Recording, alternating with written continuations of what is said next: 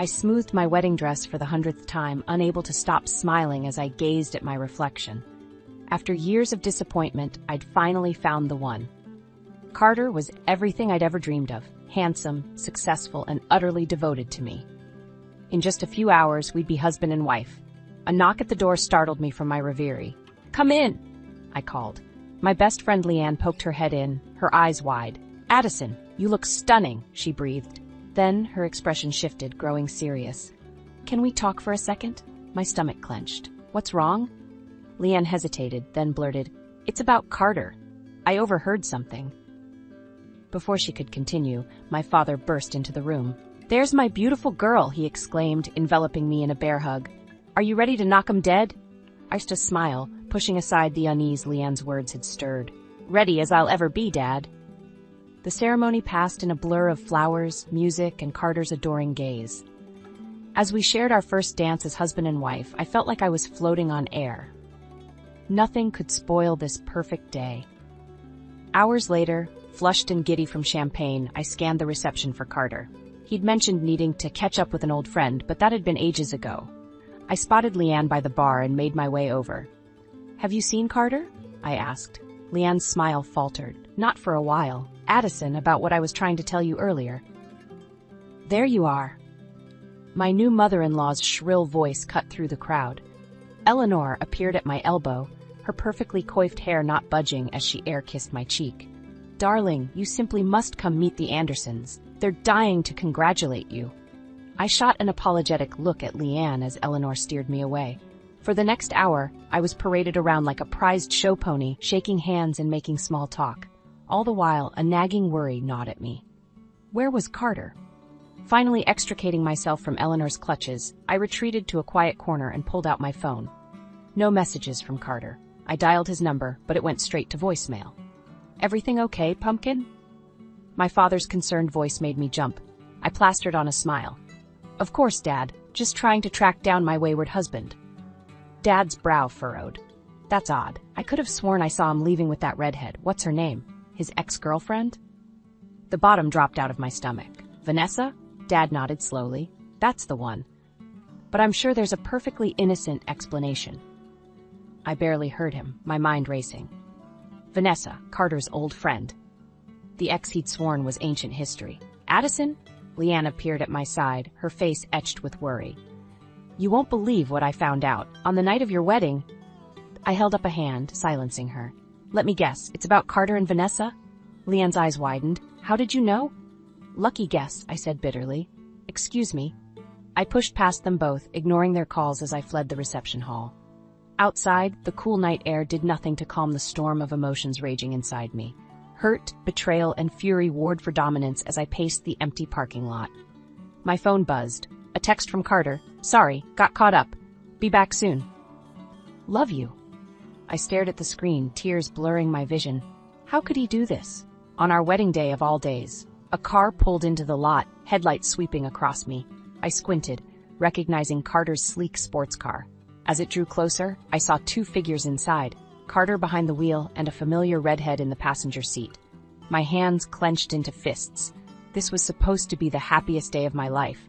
Instead, it was quickly becoming my worst nightmare. I stood frozen as Carter's car pulled into the parking lot. My wedding dress suddenly felt like a straitjacket, constricting my breathing. As Carter stepped out, his eyes widened in surprise. "Addison, what are you doing out here?" I ignored him, my gaze locked on Vanessa as she emerged from the passenger side. "Having fun catching up with your old friend?" I spat. Carter's face paled. "It's not what it looks like, I swear."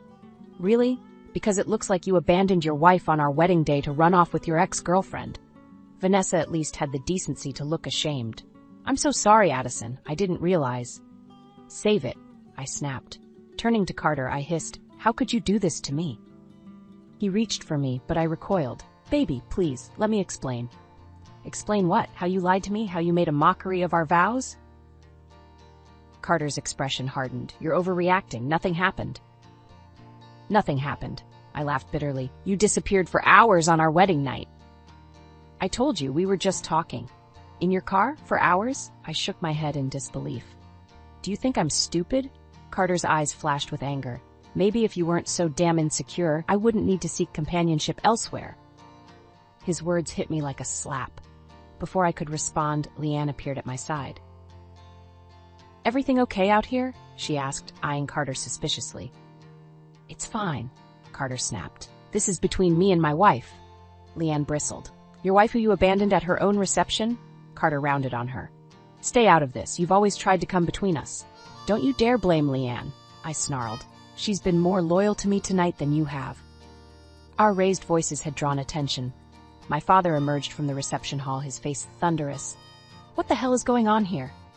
Carter's demeanor instantly changed. "Bruce, just a little misunderstanding. Everything's fine."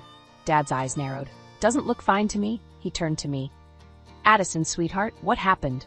I opened my mouth, but no words came out. How could I explain this humiliation? Carter jumped in. "It's nothing, really. Addison's just upset because I stepped out for a bit. But I'm back now and we can get back to celebrating." Dad's gaze shifted to Vanessa, who was trying to slink away unnoticed. "And who might you be?" Before she could answer, Eleanor's shrill voice cut through the night air. "There you all are.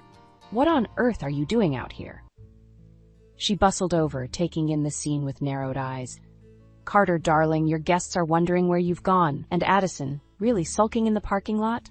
How unbecoming." I felt my cheeks burn with anger and shame. "I'm not sulking," I managed. "I'm trying to understand why my husband abandoned me on our wedding night." Eleanor waved a dismissive hand. "Don't be so dramatic, dear. I'm sure Carter had a perfectly good reason." "Oh, he had a reason, all right," I muttered, glaring at Vanessa. Eleanor followed my gaze, her eyes widening slightly before her mask of civility slipped back into place. "Well, whatever's happened, I'm sure we can sort it out privately. No need to air our dirty laundry in public." "Dirty laundry?" Dad growled. "If that boy has hurt my daughter." "Now, Bruce," Eleanor cut in smoothly, "let's not jump to conclusions. I'm sure this is all just a big misunderstanding." I looked from Eleanor's forced smile to Carter's pleading eyes to my father's concerned face. The weight of expectations and appearances pressed down on me, threatening to suffocate me. In that moment, I made a decision. "You know what? You're right, Eleanor. This isn't the time or place." I straightened my spine and fixed Carter with an icy stare. "But don't think for a second this is over." With that, I turned on my heel and strode back towards the reception, leaving a stunned silence in my wake. As I pushed through the doors, Leanne hurrying after me, I realized with crystal clarity that my picture-perfect marriage was nothing but a beautiful lie. The weeks following our disastrous wedding night were a blur of tense silences and half-hearted apologies. Carter swore up and down that nothing had happened with Vanessa, but the seed of doubt had been firmly planted in my mind. One particularly gloomy afternoon, I found myself alone in our apartment, restlessly pacing. On impulse, I grabbed Carter's laptop. He'd always been protective of it, and a nagging voice in my head whispered that there might be a reason why. My hands shook as I opened it, surprised to find it unlocked. As I scrolled through his emails, my heart sank. There, in black and white, was proof of Carter's betrayal, not just with Vanessa, but with multiple women. The emails dated back months, even before our engagement. I was still staring at the screen, numb with shock, when the door opened. Carter walked in, his easy smile faltering as he took in my expression and the open laptop. "Addison, what are you doing?" he asked, his voice tight. I looked up at him, tears streaming down my face. "How could you?" Carter's face hardened. "You had no right to go through my personal emails." "Personal emails?" I scoffed. "You mean your collection of love letters to half the women in the city?" He strode over, slamming the laptop shut. "It's not what it looks like." "Really?" "Because it looks like you've been cheating on me since before we even got engaged." Carter ran a hand through his hair, frustration evident. "You don't understand. My job, sometimes I need to entertain clients. It doesn't mean anything." I stared at him in disbelief. "Entertain clients? Is that what you call sleeping with other women?" "Don't be so dramatic," he snapped. "This is why I didn't tell you. I knew you'd overreact." His dismissive tone ignited a fury in me. "Overreact? You've been lying to me our entire relationship." Before he could respond, my phone buzzed. A text from Eleanor. "Dinner at our house tonight, 7 p.m. sharp. We need to discuss your behavior at the wedding." I laughed bitterly. Your mother wants to discuss my behavior. Isn't that rich? Carter's eyes narrowed. What are you talking about? I showed him the text. Apparently, I'm the one causing problems in this family. He sighed. Look, let's just go to dinner and smooth things over. We can discuss this later. Part of me wanted to refuse, to scream and rage and throw his lies back in his face. But another part, the part that still clung to the hope of salvaging something from this wreckage, nodded in agreement. Hours later, we sat around Eleanor's immaculately set dining table. The tension was palpable as we picked at our food in silence. Finally, Eleanor spoke. Addison, dear, I think we need to address your little outburst at the wedding. I gripped my fork tightly. My outburst? She nodded, her smile not reaching her eyes. It was quite unseemly, causing a scene like that. In front of all our guests, no less. I glanced at Carter, but he studiously avoided my gaze. I'm sorry if my reaction to finding my husband with another woman on our wedding night was inconvenient for you, I said, my voice dripping with sarcasm. Eleanor's smile tightened. Now, I'm sure it was all just a misunderstanding. Carter has explained everything. Has he? I turned to Carter. Did you explain about all the other women too, or just Vanessa? The color drained from Carter's face. Eleanor's eyes darted between us. What other women? She asked sharply. I pulled out my phone, hands shaking. Would you like to see the emails, Eleanor? I'd be happy to share. Carter lunged for my phone. Addison, don't. But it was too late. I'd already pulled up the damning messages, sliding the phone across the table to Eleanor. As she read, her carefully composed mask cracked, revealing a mix of shock and fury. She looked up at Carter, her voice ice cold. Explain, now. As Carter stammered out excuses, I stood up, suddenly feeling suffocated. I think I've lost my appetite, I said, heading for the door. Behind me, I heard Eleanor's voice rising in anger, Carter's pleading responses. But I didn't look back.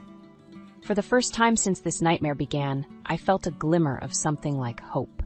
The truth was out, and there was no going back now. I paced my living room, my mind racing with possibilities. The truth about Carter's infidelity was out, but I knew that wasn't enough. He'd manipulated me for too long, and Eleanor would undoubtedly try to sweep everything under the rug to preserve their precious family image. No, I needed to do more. I needed to take control. My phone buzzed, a text from Leanne. How are you holding up? Want me to come over? I hesitated, then typed back, Actually, can you meet me at Café Noir in an hour? I have an idea. An hour later, I sat across from Leanne, my hands wrapped around a steaming latte. I'm going to expose Carter, I said without preamble. Publicly. Leanne's eyes widened. Addison, are you sure? That's a big step. I nodded firmly. I'm done being the victim in this story. It's time to write my own ending. We spent the next 2 hours plotting. Lean, bless her, threw herself into the plan with gusto. By the time we left the cafe, we had a strategy that made my heart race with equal parts excitement and terror. The next day, I called my father. Dad, I need your help, I said, my voice trembling slightly. Anything, Pumpkin, what's going on? I took a deep breath. I'm going to confront Carter and Eleanor, publicly, at the charity gala next week. There was a long pause. Addison, are you sure that's wise? It's necessary, Dad. I can't let them keep controlling the narrative. Will you help me? Another pause, then a sigh. Of course I will. What do you need? We talked for an hour, refining the plan. By the end, I felt a surge of gratitude for my father's unwavering support. The week leading up to the gala was a blur of preparations. Leanne and I worked tirelessly, gathering evidence and coordinating with trusted allies. My father used his connections to ensure key people would be present. The night of the gala arrived. I stood in front of my mirror, smoothing down my crimson dress. My hands shook slightly as I fastened my necklace. This was it. No turning back now. Carter was waiting by the door, looking handsome in his tuxedo. For a moment, my resolve wavered. How had we come to this? Ready to go, darling? He asked, his smile not quite reaching his eyes. I nodded, unable to trust my voice. The ballroom was a glittering sea of wealth and influence. Eleanor held court near the center, her laugh tinkling artificially as she greeted guests. I felt her eyes on me as Carter and I made our rounds, but I studiously avoided her gaze. An hour into the event, I caught Leanne's eye across the room. She gave me a subtle nod. It was time. I made my way to the small stage where the band was playing. With a deep breath, I stepped up to the microphone. Good evening, everyone, I said, my voice ringing out clear and strong. I hope you're all enjoying the gala. I have a special announcement to make. The room quieted, all eyes turning to me. I saw Carter's confused expression, Eleanor's narrowing eyes. Many of you know me as Carter Williams's wife, I continued. What you may not know is that our marriage has been built on a foundation of lies and betrayal. A collective gasp rippled through the crowd. Carter started towards the stage, but my father smoothly intercepted him. I've recently discovered evidence of my husband's multiple affairs, dating back to before our wedding, I said, my voice steady despite my racing heart. I believe in honesty and transparency, which is why I'm sharing this with you all tonight. Eleanor pushed through the crowd, her face a mask of fury. Addison, stop this nonsense at once, she hissed. I ignored her, pressing on. I refuse to be silenced or shamed for someone else's actions. And I refuse to let this family's obsession with appearances overshadow the truth. With trembling hands, I pulled out my phone and pressed a button. Suddenly, the large screen behind me lit up, displaying a montage of Carter's incriminating emails and text messages. The room erupted in shocked murmurs. I saw Carter's face pale, Eleanor's eyes widen in horror. In that moment, standing before the truth laid bare, I felt a weight lift from my shoulders.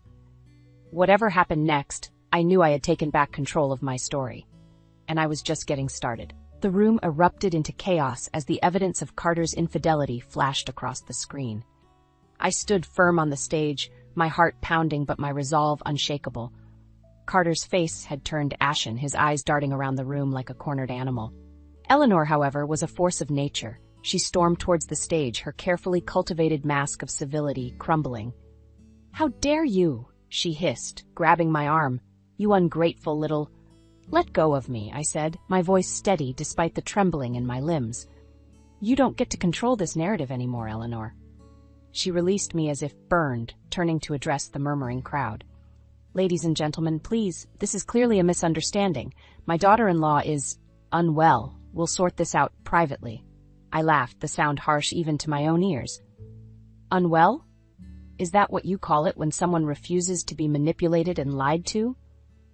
Carter finally found his voice. "Addison, please, let's talk about this at home." "There's nothing left to talk about," I replied, my gaze sweeping the room. "I wanted you all to know the truth. About Carter, about this family, about the lies we've all been living with." Suddenly, a new voice cut through the tension. "I can vouch for what Addison is saying." I turned, shocked to see Vanessa pushing her way through the crowd. Carter's face, if possible, grew even paler. "I was part of Carter's deception," Vanessa continued, her voice shaking. "But I can't keep silent anymore. Everything Addison is saying is true." The room exploded into fresh chaos. I saw my father move to stand protectively near me, while Leanne hurried to my side. But my focus was on Carter and Eleanor, their carefully constructed world crumbling around them. Eleanor's eyes blazed with fury. "You little tramp," she spat at Vanessa. "How much did they pay you to say that?" Vanessa flinched but stood her ground. "Nothing. I'm here because it's the right thing to do." Carter finally seemed to snap out of his stupor. He strode towards me, his face a mask of desperation. "Addison, please, we can work this out. I'll do anything. Just don't do this." For a moment, I wavered. The look in his eyes, so familiar and once so dear to me, tugged at my heart. But then I remembered all the lies, all the betrayals. "It's too late, Carter," I said softly. "You had your chances. This is me taking control of my life back." Eleanor, seeing she was losing ground, changed tactics. Her voice took on a sickeningly sweet tone. "Addison, darling, think about what you're doing. This scandal could ruin us all. Is that what you want? To destroy this family?" I felt a surge of anger. "Family? You call this a family? A web of lies and manipulation, more concerned with appearances than actual love or support?" I turned to address the crowd again. "I'm done being silent. I'm done playing the perfect wife in this farce of a marriage, and I'm done letting fear control my actions." With shaking hands, I removed my wedding ring. The diamond glittered under the harsh lights as I held it up. This ring symbolized promises that were broken long ago.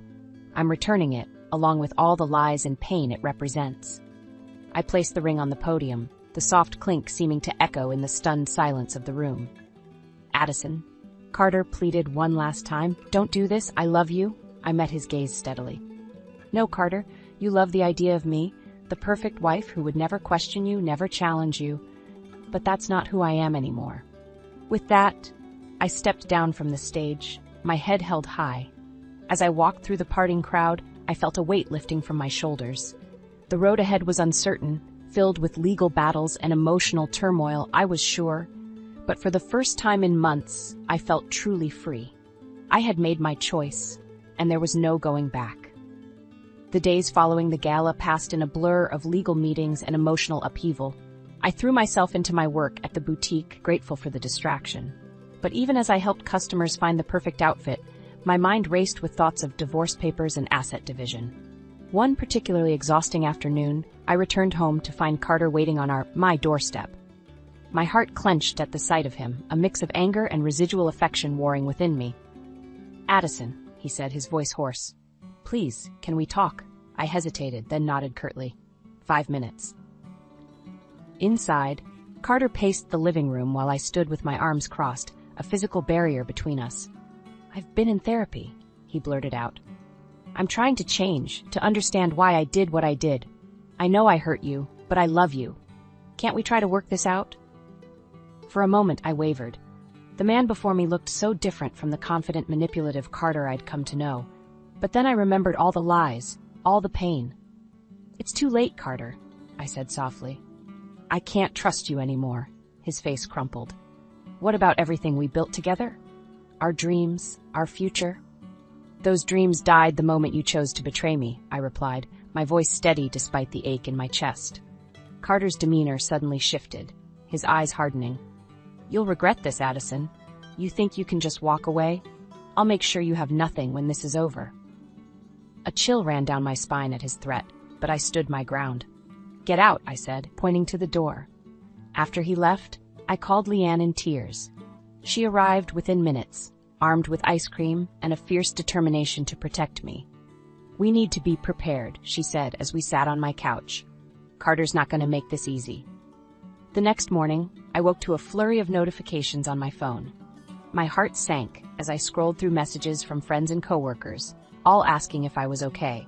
With trembling fingers, I opened my social media accounts. There, splashed across my feed, were private photos and messages taken out of context, painting me as unstable and vindictive. Carter had launched a smear campaign. I felt the walls closing in, my carefully rebuilt world threatening to crumble once more. But then I remembered the strength I'd found within myself. I wouldn't let Carter destroy me again. I called my father and Leanne, explaining the situation through tears of fury. Within hours, we had assembled a team of lawyers and PR specialists to counter Carter's attacks. Days blurred together as we fought back. For every lie Carter spread, we responded with truth. It was exhausting, but I refused to back down. The turning point came unexpectedly. I was at the boutique, trying to lose myself in work, when Vanessa walked in. "I'm so sorry," she said, her eyes brimming with tears. "I can't stand by and watch Carter destroy you like this. I have proof, emails, texts, everything, showing he's behind the smear campaign. I'll testify if you need me to." I stared at her, shocked by this unexpected ally. "Why are you doing this?" Vanessa smiled sadly. "Because it's the right thing to do, and because I was once in your shoes. I wish someone had stood up for me then." Armed with Vanessa's evidence, we took the offensive. Carter's carefully constructed lies began to unravel, and public opinion swiftly turned in my favor. But just as victory seemed within reach, I received a call that made my blood run cold. It was my lawyer, his voice grave. "Addison, Carter's filed for full control of your assets. He's claiming you're mentally unstable and unfit to manage your finances. There's an emergency hearing scheduled for tomorrow." I felt the room spin around me. Everything I'd worked for, everything I'd built, was suddenly at risk.